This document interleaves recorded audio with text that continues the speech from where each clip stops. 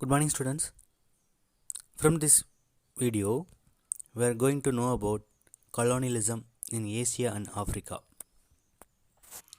In previous class, we have studied about colonization of Asia, Southeast Asia, Malaya Peninsula, Anglo-Dutch rivalry, and colonization of Africa.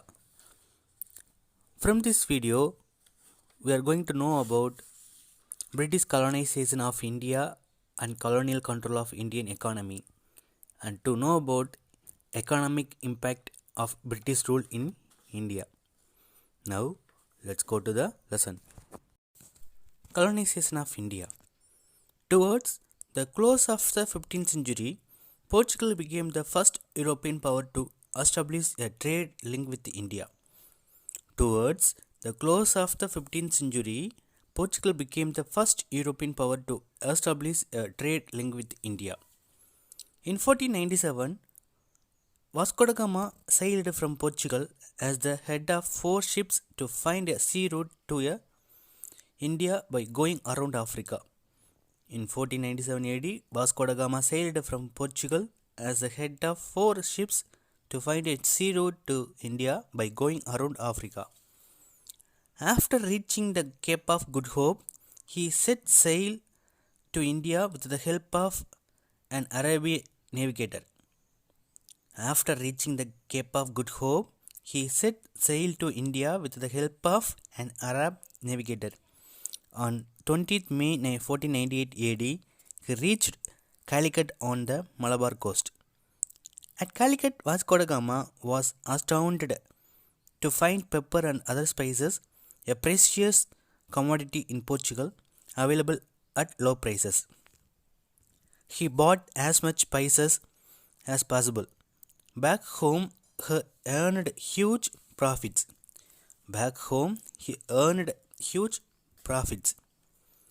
Soon, other European powers joined Portugal in establishing their presence in India. The European powers in India since 16th century are given in the rivalry among four major European powers.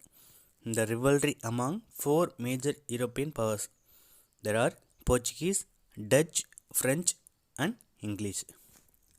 The English, after three Carnatic wars, eliminated the French by the end of the 18th century. The English, after three Carnatic wars, eliminated the French by the end of the 18th century. The British conquered all the regional powers, in particular the most potential challenges, the Mysore Sultans and the Marathas, by defeating them in 3 Anglo-Mysore War and 3 Anglo-Maratha Wars. The conquest of the Kurgas, the Sindhis, and the Sikhs enabled them to emerge as a territorial power to India.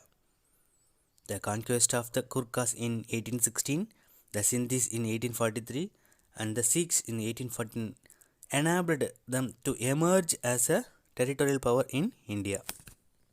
Then, colonialization of Indian economy. We can divide the process of the colonialization of India into 3 phases. Phase 1, mercantilist capitalism. Phase 2, industrial capitalism. Phase 3, financial capitalism. Colonialization of Indian economy, mercantilized phase. Outright plunder, 18th century. At the beginning of the 18th century, the East Indian Company was still a marginal force in India. At the beginning of the 18th century, the East India Company was still a marginal force in India. It relied on concessions from Indian rulers for its trading post along the coast. It relied on concessions from Indian rulers for its trading post along the coast. But soon it managed to establish strong ties with Indian merchants who sold their textiles and other goods from the interior. But soon it managed to establish strong ties with Indian merchants who sold their textiles and other goods from the interior. Before it gained dominion in India, the East India Company carried on a very profitable business selling Indian made cotton textiles and silks and printed cloth. Before it gained dominion in India, the East India Company carried on a very profitable business selling Indian made cotton textiles and silk and printed cloth. According to the Indian nationalist economist R.C. Dutt, weaving was the national industry of the people and spinning was the pursuit of millions of women. According to the Indian nationalist economist R.C. Dutt, weaving was the national industry of the people and spinning was the pursuit of millions of women. Indian textiles went to England and other parts of Europe, to China and Japan and Burma and Arabia and Persia and parts of Africa. Indian textiles went to England and other parts of Europe, to China and Japan and Burma and Arabia and Persia and parts of Africa. It was during this period that the textile lobby in Lancashire and Birmingham succeeded in making the Parliament enact a law prohibiting the import of Indian textiles. It was during this period the time textile lobby in Lancashire and Birmingham succeeded in making the Parliament enact a law prohibiting the import of Indian textiles. Those who were found in possession of or dealing in Indian cotton goods were fined £200. In the 1750s and the early 1760s, Robert Clive gained control of the wealthiest part of the old Mughal Empire. In the 1750s and the early 1760s, Robert Clive gained control of the wealthiest part of the old Mughal Empire. The company exacted concessions such as exemptions of company goods from transit duties, which even Indian merchants had to pay. The company exacted concessions such as exemptions of company goods from transit duties, which even Indian merchants had to pay. After the Battle of Plassey in 1757, the company got £1.2 million, out of which Clive himself took £31,500 besides a jagir which provided an annual income of £27,000. The company, after the Battle of Plassey in 1757, the company got £1.2 million, out of which Clive himself took £31,500 besides a jagir which provided an annual income of £27,000. After the Battle of Buxar, the Murshidabad treasury was looted. After the Battle of Buxar in 1764, the Murshidabad treasury was looted. Murshidabad, now located in Bangladesh. The company acquired the Diwani right in 1765 and became the revenue farmer of the Mughal Emperor. Industrial capitalist phase, first half of the 19th century. By the beginning of 19th century, the company had emerged as a territorial power. By the beginning of 19th century, the company had emerged as a territorial power. During this period, India was converted into market for British textiles and a great source of raw materials. During this period, India was converted into a market for British textiles and a great source of raw materials. The company government's expansionist policies led to wars against regional rulers. The company government's expansionist policies led to wars against regional rulers. The cost of these internal conquest was imposed on India. Financial capitalist phase, second half of the 19th century. During this phase, managing agency firms, export import firms and exchange bank began to prosper. In its bid to provide an outlet to the investable surplus capital in England, the company government decided to make a massive investment in railroads, the postal system, irrigation, modern banking, and education. In its bid to provide an outlet to the investable surplus capital in England, surplus means அபரிமிதமான அதிகமான அளவுக்கு அதிகமான surplus capital in England, the company government decided to make a massive investment. முதலீடு பண்ணுறாங்க எங்கே? இந்தியாவில். எதுலலாம்? in railroads, the postal system, irrigation, modern banking, and education. The capital exported was predominantly for railway construction. The railways helped to move British troops quickly across the country. The railways helped to move British troops quickly across the country.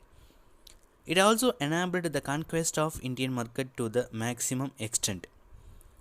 Slavery was abolished in India in 1843 and the system of indentured labor was introduced. Slavery was abolished in India in 1843 and the system of indentured labor was introduced. Indentured labor means ஒப்பந்த தொழிலாளர்கள். Then economic impact of British rule. Economic impact of British rule. Agrarian conditions. Governor General Cornwallis himself, a big landlord in England, wanted to create landlords in India on the English model.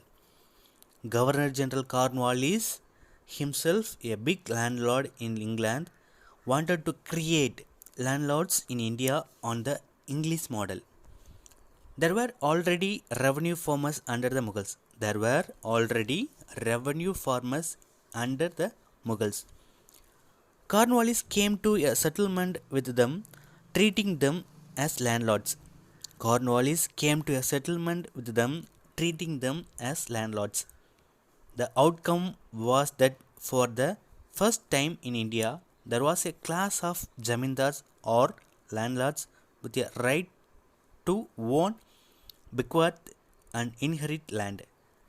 The outcome was that for the first time in India, there was a class of zamindars or landlords with a right to own, bequeath, and inherit land. The cultivators, on the other hand, were reduced. The cultivators, on the other hand, were reduced to the position of mere tenants. The British dealt with the landlords or zamindars directly and gave them total freedom to do what they liked with their tenants.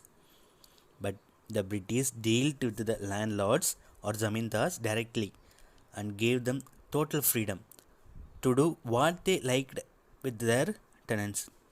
This settlement made with the zamindars of Bengal, Bihar, and Orissa is called the permanent settlement.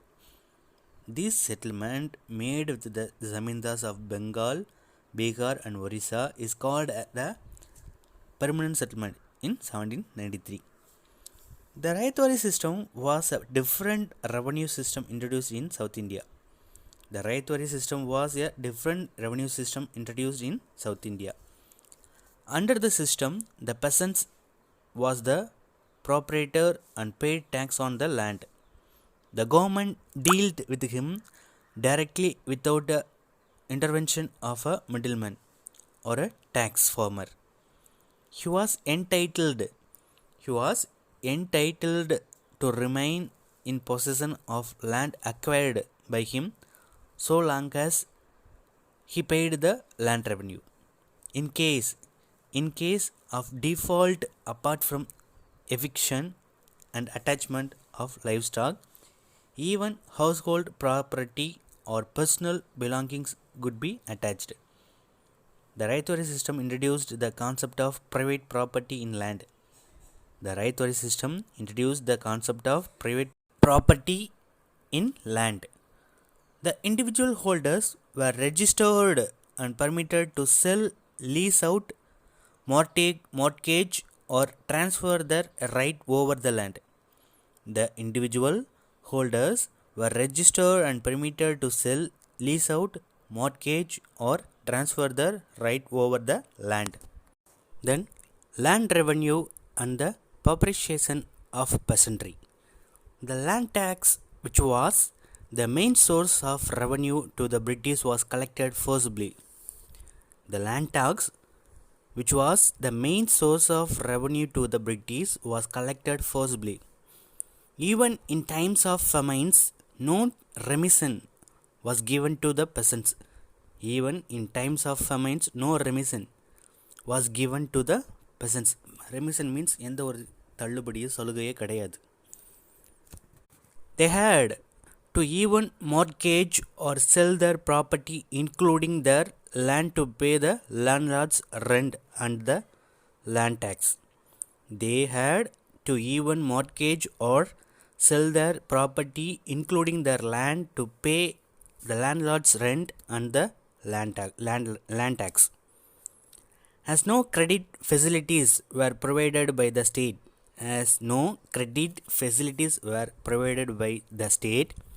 they had to depend on money lenders to borrow money.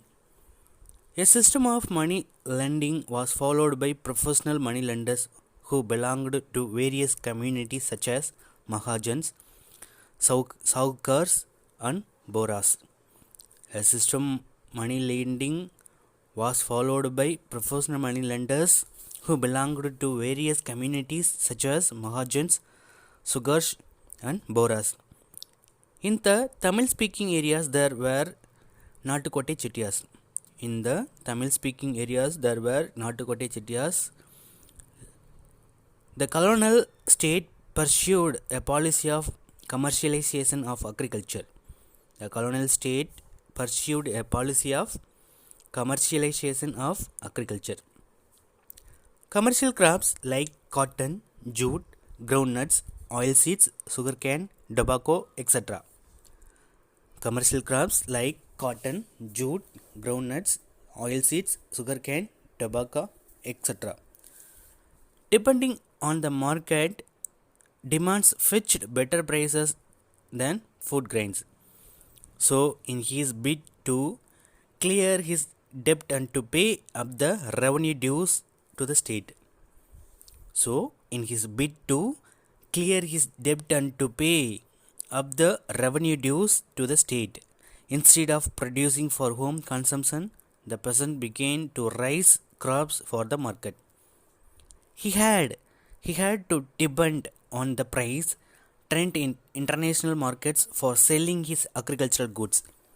Ignorant of market forces, the peasants often came to distress when the demand in the local market, which was now linked to the world market, crashed.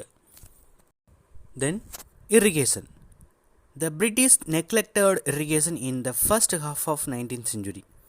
The British neglected irrigation in the first half of the 19th century.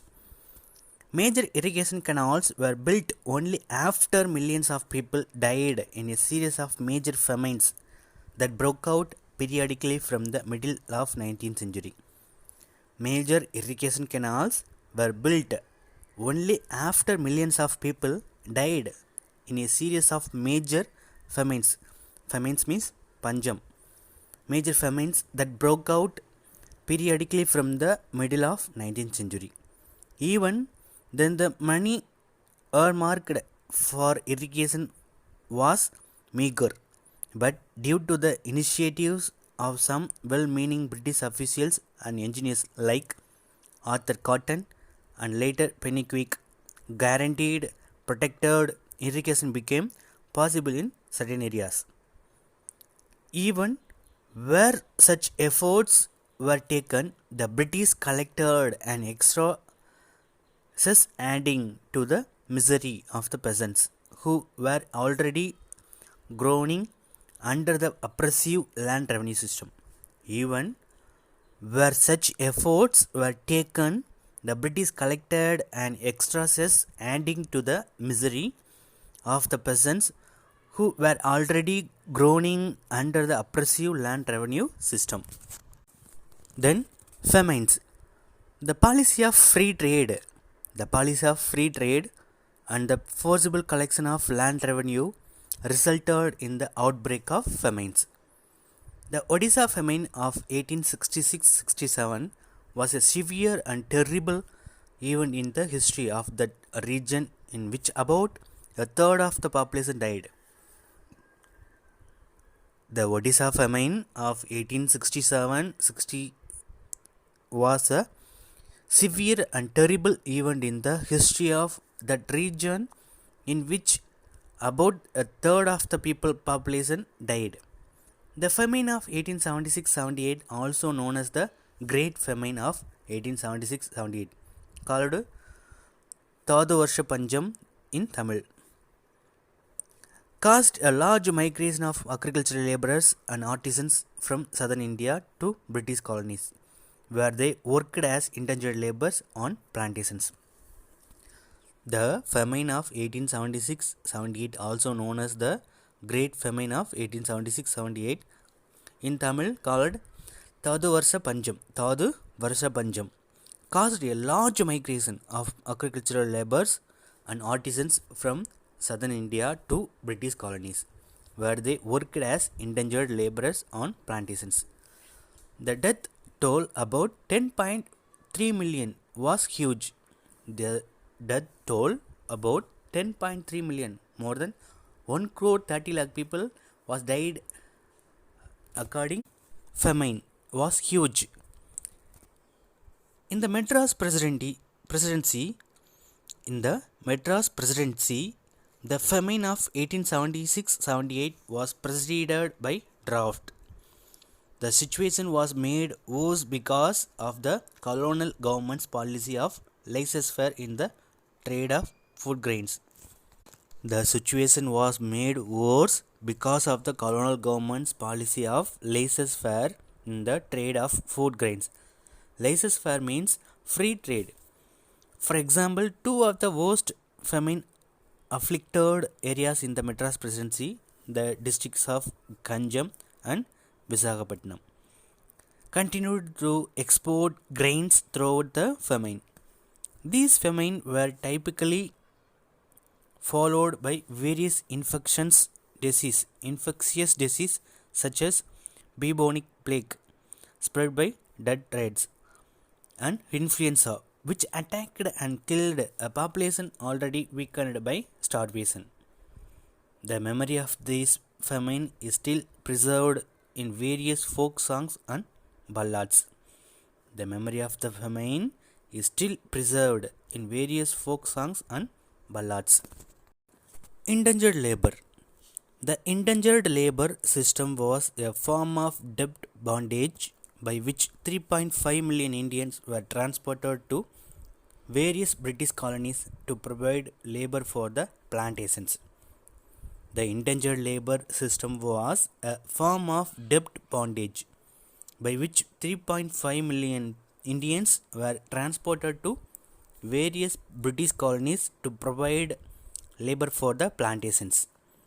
It started from 1843, the year of abolition of slavery in India, and continued until 1920. It started from 1843, the year of abolition of slavery in India, and continued until 1920. This resulted in the development of a large Indian diaspora which spread from the Indian Ocean to Pacific Ocean.